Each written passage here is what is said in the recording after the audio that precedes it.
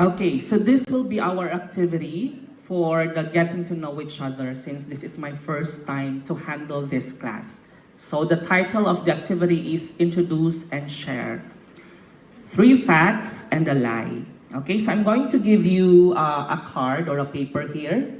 And then I have 3 instructions here. Number 1 is write 4 statements about yourself.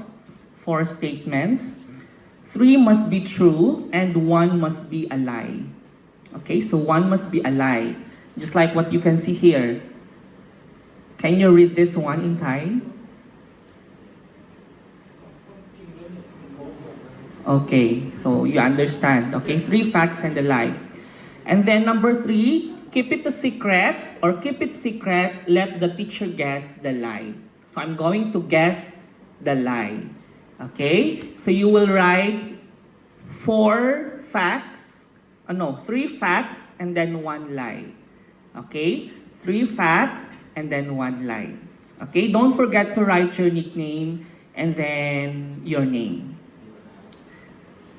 Okay, if you did not understand my instruction, you can just translate it later using your phone, okay?